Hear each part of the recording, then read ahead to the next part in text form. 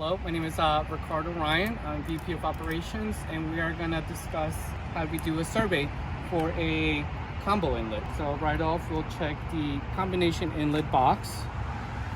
And then the next portion, we're going to discuss the grate cover. So we need the width, and that is 24. And then the length of the grate, 47.5.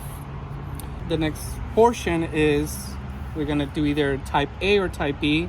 So this is a flat bottom grate, type A, and then we'll just write it in here. The thickness of the grate, so that is 4 inches. So there is no taperness, so we don't need to fill in the other end. There is no ribs. This is flush and sits right on top of the grate ledge. So then we'll move into the clear space portion. So since this is a combo, we just need to get the width. So we go from the inside of the clear space, so that is giving us 22, and that will fall into letter C. So that's 22 inches inside of the opening of the catch basin now. And then we're gonna do the length, and then we're gonna go grab our tape measure right on the inside ledge to the inside of the other side, and that is 46. So 22 is gonna be on C, and D is gonna be 46. Right, and then we are gonna fill in B, which is this top portion. That is 48.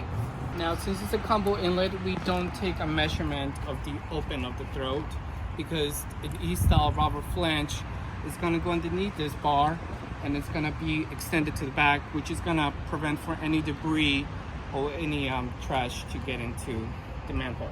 And then there is no protrusions. In some cases, there might be protrusions, like there's a ladder below that, but it's not part, it's not gonna interfere with the unit. We don't need to really note it. But if there's any cement blocks or any ledge going in, usually we would just, on the bottom portion, there's a frame here, and then we would just note it there what the protrusions are, and that is pretty much the survey of a combo inlet. Okay, so we're gonna do an install of an type E flange StormSack. This is actually a StormSack PLUS, which has the geotextile sack with the netting. The BMPs does not have the netting, but it is the same concept. But we're gonna use the Plus for now, just to show you guys how we do an install. When we ship these out, all the units are, the flanges are pushed in, buckled up. The rubber splash guard is to an extent length, and then once you get in the install inside the catch basin, we will trim it to mold it to the sizing of the curve opening. To start with, we're gonna need a drill, a socket, and then we're just gonna slightly loosen up all the flanges. These are slightly loosened a little bit on all 3 sides.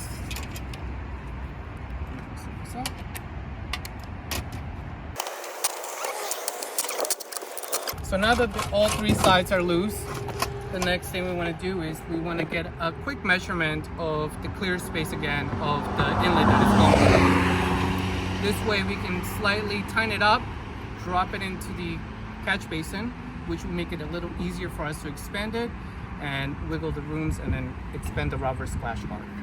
That'd be 46. We are gonna go with 46. So 3/4. You're gonna expand that out a little bit. perfect.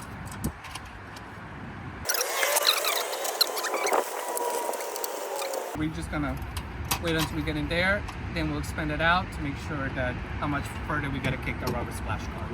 Now we're gonna take a, if you can take a measurement of the open throat. 46. 46. Perfect.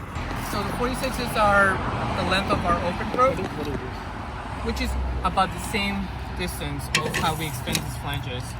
So to make things a little easier, we're just gonna cut the excess rubber.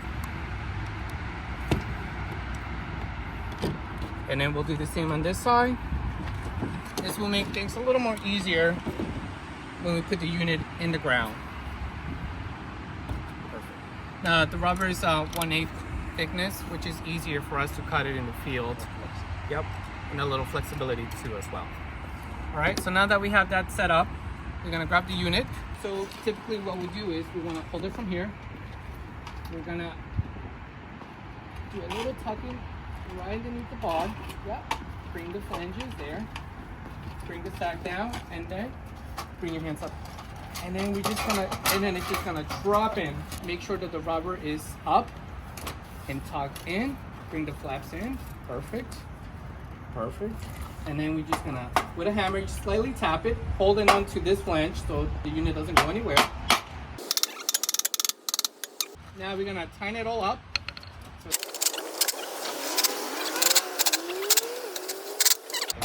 Yep, perfect. All right, just bring the sack down. Yep, perfect. Okay. Now we have what we call our corner fillers. This specific unit takes 2 corner fillers, right where these 2 solid flanges meet. Is to cover this gap on each side. Simple as that. Same on the other side.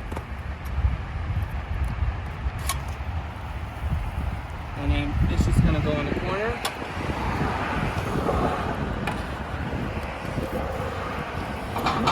Same thing with that. So now that we have the rubber splash guard towards the back, and as you can see, the rubber is up. So if there's any debris or any trash coming into the open of the catch basin, it's gonna stop it and then bring it down to the sack. In this case, we trim the rubber exactly as is. So we don't need to cut any more excess. It is perfectly flush to each side. And then this is an install of an E-style combo inlet.